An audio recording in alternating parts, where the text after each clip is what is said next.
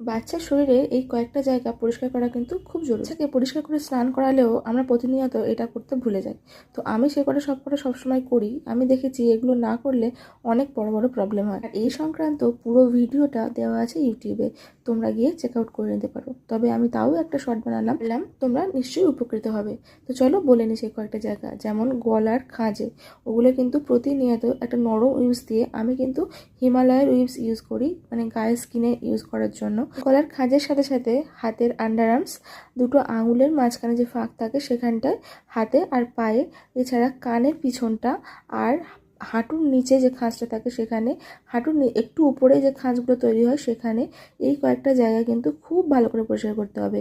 এবার দেখো আমি দেখাচ্ছি, এই গলার এই মাঝখানগুলোতে কিন্তু বেশি জোরেও দেওয়া যাবে না, তাহলে কী হয় বলো তো, কেটে যাওয়ার ভয় থাকে, কারণ ছোট্ট ছোট্ট নরম নরম স্কিন তো।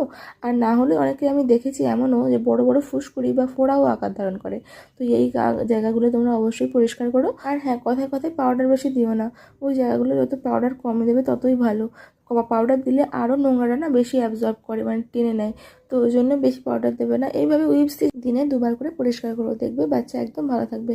তবে এখন গরম পড়ছে তো সবাই পাউডারের দিকে ঝুঁকে যাবে বেশি, সেগুলো খুব বেশি ইউজ করো না। যাই হোক, ভিডিওটা যদি কোনো হেল্পফুল হয়ে থাকে তাহলে অবশ্যই জানাবে।